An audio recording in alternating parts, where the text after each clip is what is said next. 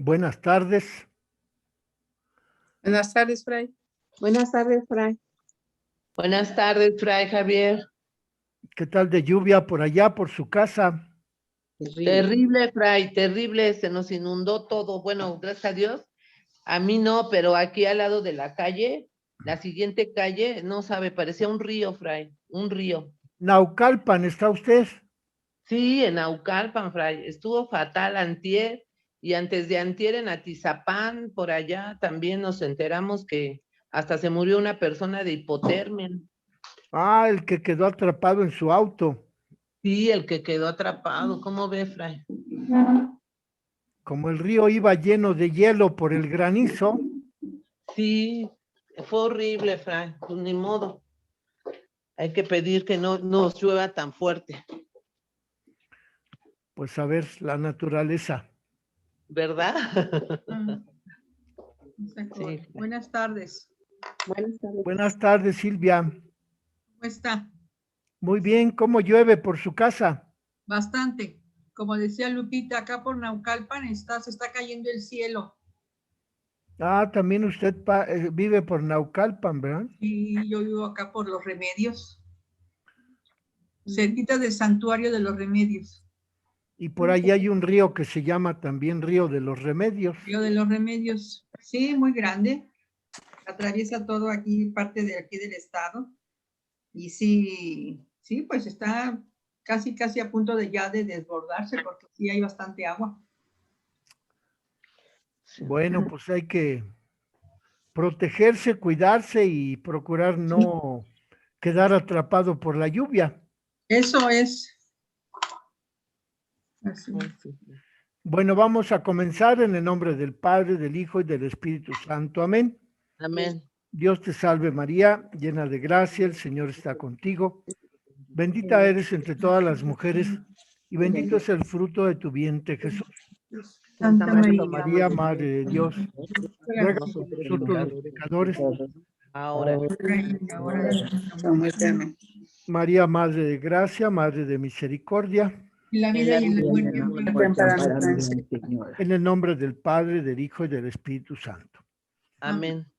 Hemos transcurrido ya en esta explicación a lo largo de la etapa de la historia antigua de Roma y de las civilizaciones contemporáneas de Roma, como son la civilización egipcia, la civilización griega y la civilización musulmana. Y estamos ya en el tramo histórico de la época de la Edad Media, en donde el profesor de Fiores propone esa división cronológica de los siglos del siglo V al siglo XV, para abarcar las dos etapas de la Edad Media. La alta Edad Media, que va del siglo V al siglo X, y la baja Edad Media, que va del siglo X al siglo XV. El profesor de Fiores propone como inicio de la Edad Media la separación entre la Iglesia no propone como inicio de la época medieval la invasión de los turcos en el siglo V y propone como fin de la Edad Media el descubrimiento de América, 1492. Entonces estamos ahí en ese lapso de siglos, del siglo V al siglo XV, para explicar de qué manera en esa época la Virgen María fue propuesta, fue representada por la teología católica como una mujer ejemplar, como una mujer que significa los valores de la cultura, los valores de la religión, los valores de la fe. Y para caracterizar la etapa medieval del siglo V al siglo XV, el profesor de Fiores nos propone las características o dimensiones hermenéuticas por las cuales podemos comprender la Edad Media. Él propone tres. 3 dimensiones hermenéuticas o claves de interpretación para comprender el medioevo, la etapa de la historia medieval. La primera clave hermenéutica es la verticalidad, la segunda es la jerarquización y la tercera es el amor cortesano. De modo pues que con esas cualidades el profesor nos explica las cualidades más importantes de la época medieval en la cultura del Mediterráneo, de la cuenca del Mediterráneo, concretamente en la historia de la teología católica o de la Iglesia Católica.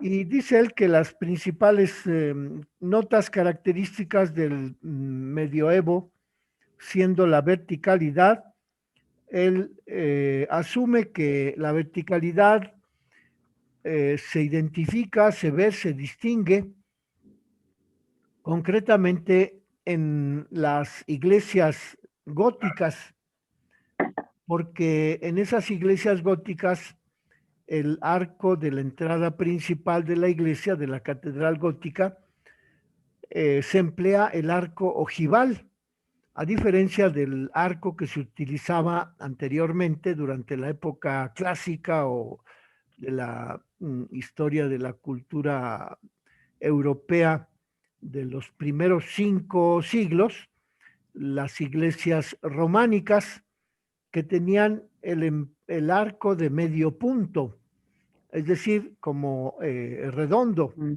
En cambio, el arco ojival está un poco alargado hacia arriba. Arco apuntado peraltado, también se llama. El otro aspecto importante que nos propone el profesor de Fiores para identificar la verticalidad de la época medieval es la Suma Teológica de Santo Tomás de Aquino, en donde toda realidad, dice el profesor de Fiores, en esa Suma Teológica se presenta toda realidad ante la luz de Dios. El medioevo se presenta con una gran unidad interna, cuya principal unidad de esa cultura, de esa suma teológica, de esa interpretación de la realidad, es la fe, la concordia entre la fe y la ciencia. En la época medieval encontramos pues esta unidad entre la fe y la ciencia, que está como verificada o como autorizada, sustentada en la filosofía de Aristóteles. Y en esa obra magna de Santo Tomás de Aquino que se llama la Suma Teológica, fundamentada en la filosofía de Aristóteles, tenemos la revelación cristiana expuesta de una manera vertical. Es decir, ¿por qué vertical? Porque parte todo de Dios y se va difundiendo hacia las criaturas, hacia los seres creados, hacia abajo. Y dice que también en el medioevo la salvación se representa en la institución de los monasterios. Los monasterios que siguen la regla de San Benito, de San Columbano, de San Basilio. Y también dice que en estos monasterios masculinos y femeninos ocurre el seguimiento de Cristo en sentido místico, es decir, que se busca la experiencia de Dios y la comunión con Dios. Según las palabras de la primera carta a los Corintios, el que se une al Señor es un espíritu con él. Y la otra característica que nos propone el profesor de Fiores para identificar en qué consiste la verticalidad de la época medieval, pues es el encuentro con Dios, representado por los santos de esa época, Hildegarda de Bingen, Joaquín de Fiore, Francisco, San Francisco de Asís, Santa Clara de Asís, Matilde, Margarita, Ángela, el maestro Eckhart, Juan Taulero, Brígida de Suecia, Catalina de Siena, Juliana de Norwich. Estos autores o santos representan el encuentro con Dios trascendente. Es un encuentro que queda impreso en su cuerpo. Las representaciones en las iglesias no se suceden como ocurría en las catacumbas, que se centraban en la adoración de los magos, sino que en la época medieval las representaciones que aparecen en las iglesias se proyectan hacia la dimensión ultraterrena, es decir, más allá de lo concreto, de la historia terrena, de la historia material, hacia la historia divina, hacia la historia después de la muerte. Por eso, en las catedrales, en el ábside de las catedrales domina la figura de Cristo Pantocrátor, Señor de la historia, como es la cúpula, el ábside de Santa María en Trastevere, en donde encontramos al Señor Dios Jesucristo, Rey de la historia, sentado en el mismo trono que su madre, la Virgen María. Esa es una representación de la espiritualidad de la época medieval, en donde las figuras majestuosas de Cristo, Señor de la historia, con María, están presidiendo todas las actividades de la comunidad que se reúne dentro de esos templos.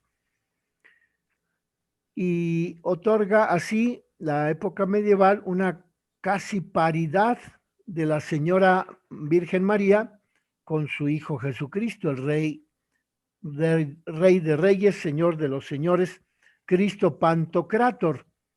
Pantocrátor es una palabra griega que significa todo poder. Cristo Pantocrátor es el Cristo todopoderoso, cuya representación encontramos en las iglesias de la época medieval, sobre todo en las iglesias góticas, en las que se representa esta figura de Cristo, que es una figura de Cristo que sustituye a las figuras de los emperadores. Y es un periodo de fragmentación geopolítica que se caracteriza por la extensión de los reinos medievales de toda la cuenca del Mediterráneo. Se llega a una cierta unificación política de Occidente con el Imperio Romano Germánico de Carlomagno, que comienza en el año 800, quien fue coronado por León III en la Navidad del año 800. Carlomagno se muestra como un soberano de gran voluntad y, a semejanza de los emperadores bizantinos de la época clásica, fomenta la unidad religiosa entre todos los pueblos que conforman la cuenca del Mediterráneo y que se hallan bajo el dominio del emperador del Sacro Imperio Romano Germánico.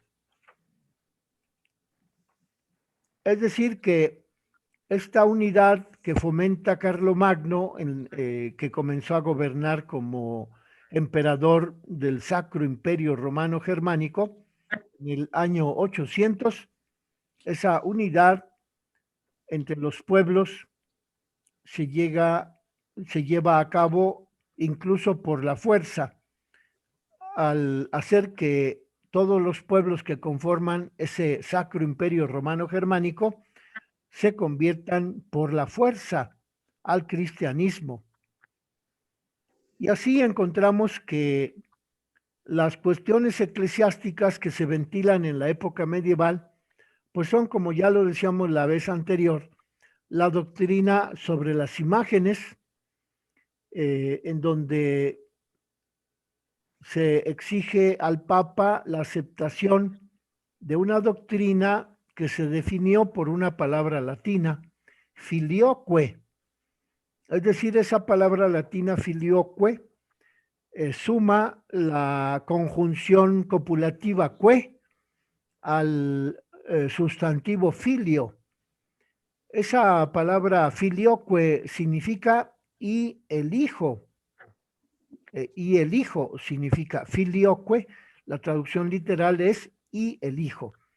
¿A qué se refiere esta definición dogmática de la época medieval? Se refiere a que el Espíritu Santo procede del Padre y del Hijo.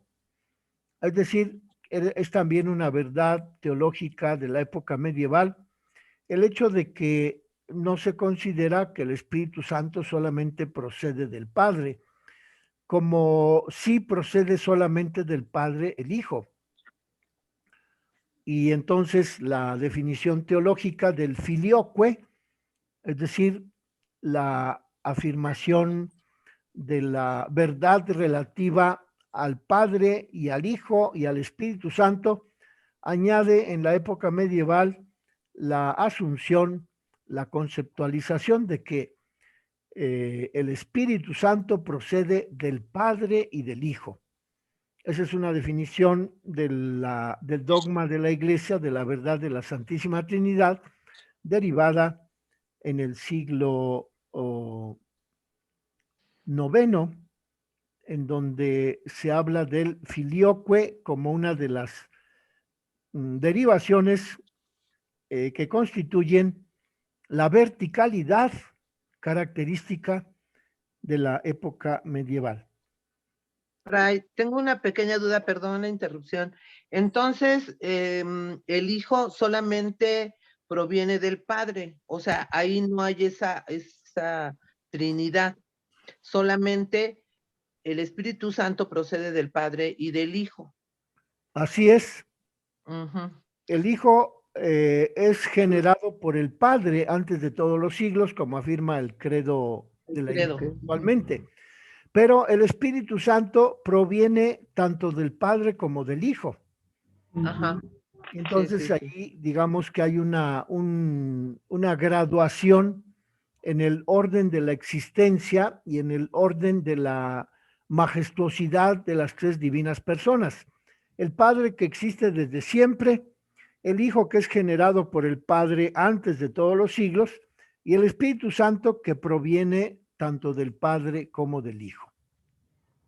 Uh-huh. Y esa es otra de las cualidades, notas características de la teología de la época medieval que se refiere a esta cualidad medieval de la jerarquización. Se jerarquiza al Padre, al Hijo y al Espíritu Santo. Perdón, antes de esta parte, históricamente no había esa jerarquización, lo que acaba usted de nombrar. No existía, por ejemplo, en la Biblia, en el libro del Génesis, cuando Abraham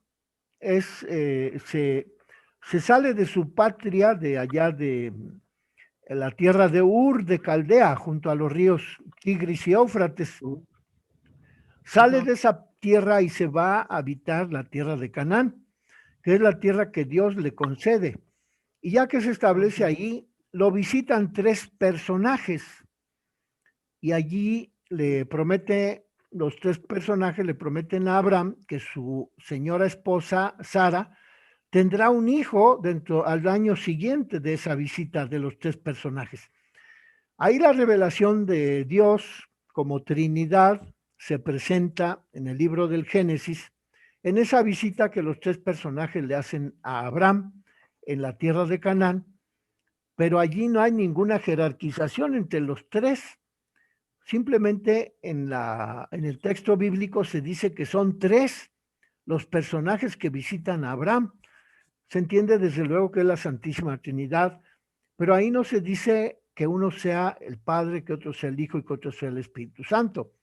Simplemente es una revelación de la Trinidad como divinidad constituida por tres personas idénticas en su naturaleza divina, pero diferentes en su persona individual, ¿verdad? Entonces, la adquisición del dogma en el siglo IX, es decir, a la mitad de la época medieval, en donde se afirma las tres personas distintas que forman parte de la Santísima Trinidad, es entonces ya cuando se afirma que el Padre, pues es el Dios Todopoderoso que existe desde siempre, no tiene principio, no tiene fin.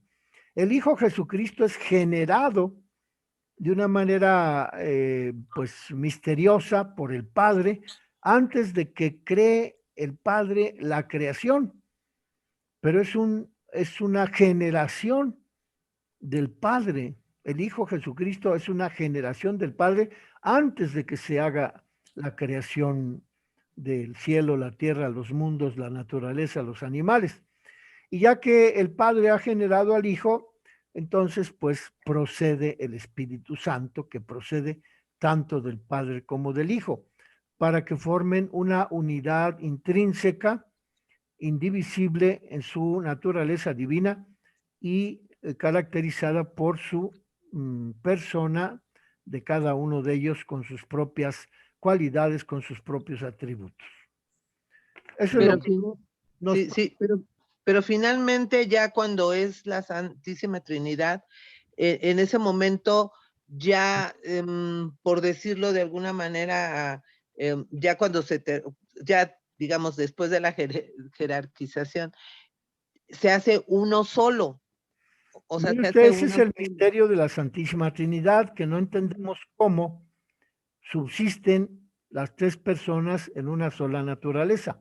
Pero finalmente, en cuestión de importancia, tienen la misma importancia, aunque dentro de esa jerarquía que de alguna manera nos explican, ¿no? Pero finalmente, en importancia, a eso me refiero, en importancia, tienen la misma importancia los tres. Es verdad.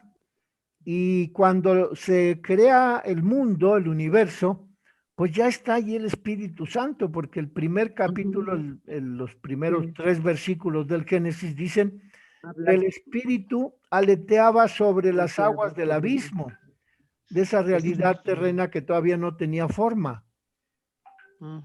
Es lo que dice la revelación del Génesis al referirse a de qué manera Dios crea el mundo, las cosas, los animales, los seres humanos. Dice el Génesis que ya existía el Espíritu de Dios que estaba aleteando sobre las aguas de la creación que todavía no tenía forma. Dice el principio del Génesis, en el principio creó Dios el cielo y la tierra. El cielo, la tierra estaba sin vida y vacía, y el Espíritu de Dios aleteaba sobre la faz del abismo. Es decir, que con la revelación de la Sagrada Escritura, del libro del Génesis, ya tenemos la presencia de las tres personas divinas. Cuando crean la humanidad, la realidad, la historia, los animales, las plantas, el mundo, la tierra, los cielos, ya están las tres personas divinas, porque a ellos tres se les atribuye la creación de lo que existe. Ok. Muchas gracias, Fray. Ya estoy Bueno, más ese es el misterio de la Santísima Trinidad que difícilmente podemos explicar. Lo entendemos porque aplicamos el concepto de persona y de naturaleza. El concepto de persona que contiene los tres elementos constitutivos de la persona, como somos las personas humanas: inteligencia, voluntad y libertad. En el Padre, en el Hijo, en el Espíritu Santo hay inteligencia, voluntad y libertad. Por eso ellos son personas divinas. Pero además en ellos está la naturaleza divina, que comparten de igual manera. En nosotros está la naturaleza humana que compartimos con todos los seres humanos de todo el mundo, de todas las épocas. Y somos personas porque tenemos inteligencia, somos capaces de decidir y usar nuestra libertad.